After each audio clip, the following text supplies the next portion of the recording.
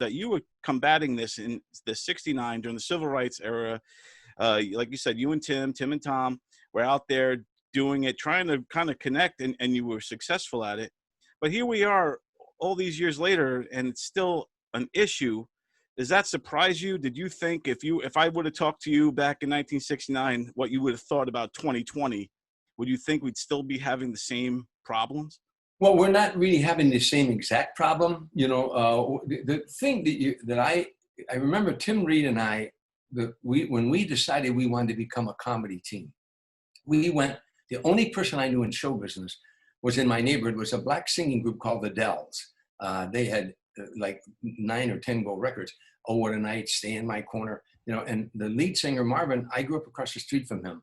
I had 8 brothers and sisters. I grew up very poor.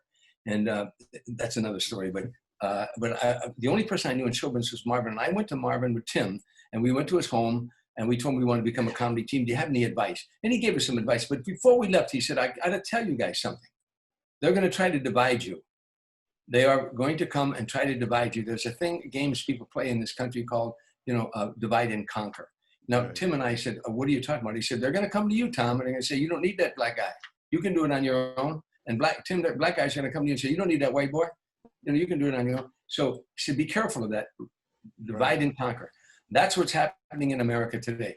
I don't want to get political here, but the George Floyd thing was a travesty. It was an absolute travesty. And there wasn't anybody in this country who didn't believe it was a travesty. Right. They knew that guy should go to jail for the rest of his life, or in my opinion, the electric chair for what he did. No one even doubted that. And the nation was united. And the people who don't want us united couldn't handle that. So right. The peaceful protest started, and guess what? Rioting, burning, and looting. And in 2 days, we weren't united anymore. Mission accomplished. Mission accomplished. Exactly. Anytime that they can divide us, they're going to find a way to divide us. So that's my story. That keep your eye out for that. I'm all for peaceful protesting. I'm an ex-GI. That's what you went in the service for. Right. I'm all for that. You have absolute right. I may not even agree with your protest, but I agree you have that right. You don't have a right to burn, riot, loot, and destroy property in this country. It's people who worked hard all their lives. Black folks and white folks worked hard to build those businesses. And then you burn them down? I mean, that's BS. Watch out for that. Watch out for that. There's a difference between the era Tim Reed and I were in, and to what is happening now. Your peaceful protests are being hijacked is all I'm saying. Exactly. And I agree with you. And I do think that there is, for whatever reason, forces that always want to divide us. And this cancel culture that we're in now is unlike anything I've ever seen. I don't know if it was always like this, but I feel like it or maybe to some degree it was, but I feel like now it's really heightened, where you have to be careful everything you say or tweet or write about. And this is kind of harmful for stand-up comedy. And do you think stand-up comedy could be endangered, so to speak? I mean, especially with the COVID, with not a lot of guys getting to the clubs in the first place, but also now with the cancel culture and having to be careful everything we say. By the way, it's going to be a danger if you let it. If you let it, and Lenny Bruce didn't let it. They put him in jail, but he didn't let it. Right. I dare, anytime somebody comes to me with politically correct bullshit, I tell them, I get angry when I even speak about it. Right. Who are you? Who are you? We keep apologizing to you, and we don't know who you are. We know who the Republicans are. We know who the Democrats are. We know who the Independents are. We know who the Kiwanis, the Moose, the Elks are. We know who the Ku Klux Klan is, but we don't know who you are, and we keep apologizing to you. It's BS.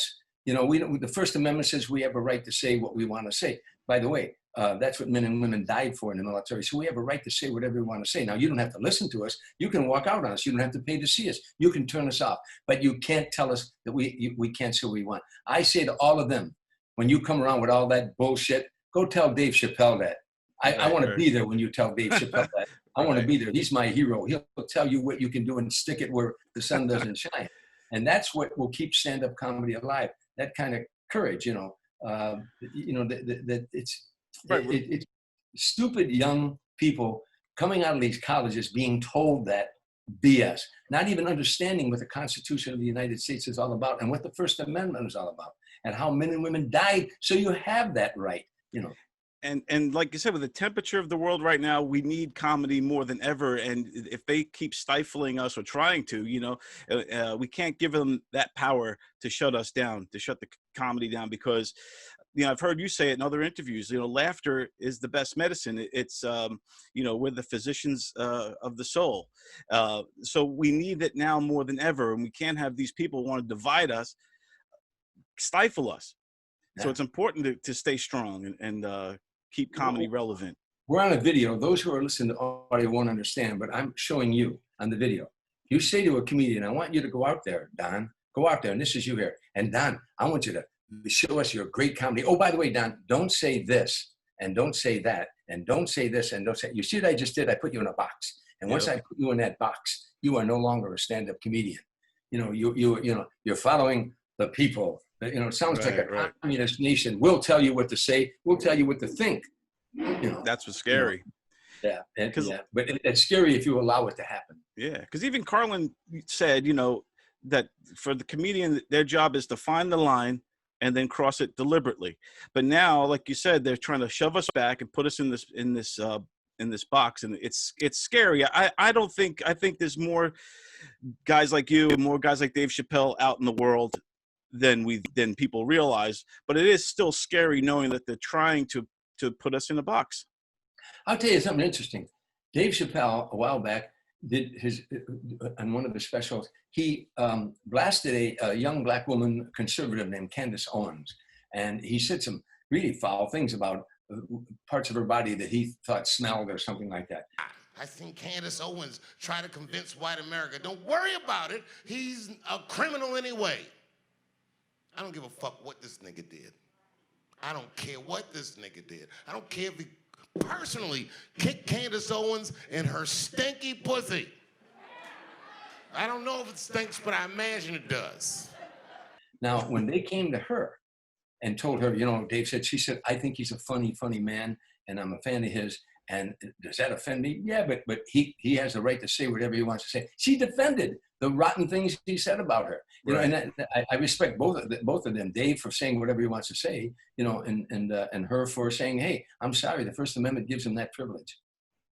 Exactly, and that's what we need more of, and it is kind of crazy, this cancel culture that we're in now, and I don't think the world has ever seen anything quite like this. Nowadays too, with the social media being so big as it is, that you could really get caught up, and I think anybody, if you trace back through their roots, you'll find something if you're looking that to get that person. And now, where's the office for the cancel culture? Who's the president of the cancel culture? Exactly.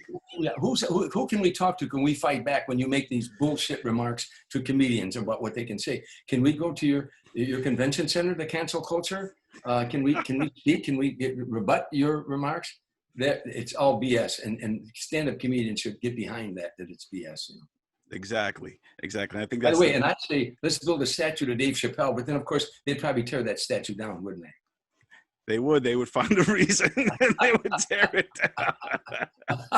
down. But now that was awesome, by the way, and I'm with you through and through. And I do think the best way to combat it is for comedians just to keep doing their comedy and to not apologize ever for what they do, whether it's jokes that we like or jokes that we don't like. Like you said with the Chappelle Candace Owens situation, you're allowed to say what you want, and you shouldn't have to be your life destroyed over things that you say. Especially if it's in a comedy context or social, where you're kind of doing social commentary in a funny tilt. Yeah, let me give you something to tell all the comedians out there, or anybody who's out there listening. When I toured with Sammy Davis Jr. for 3 years, he had a sign hanging in his dressing room that he couldn't pay heed to, but I loved it. I said, I don't know the meaning of success, but I do know the meaning of failure. It's when I try to make everybody love me. Nice. You can't do it, pal. I don't care if you're a truck driver, a bricklayer, or a bartender. You're not going to make everybody love you. Just be, By the way, I can tell you this, Don, and you've been in the business for a long time. If there's 300 people in the room and you crush that night, you got a standing ovation.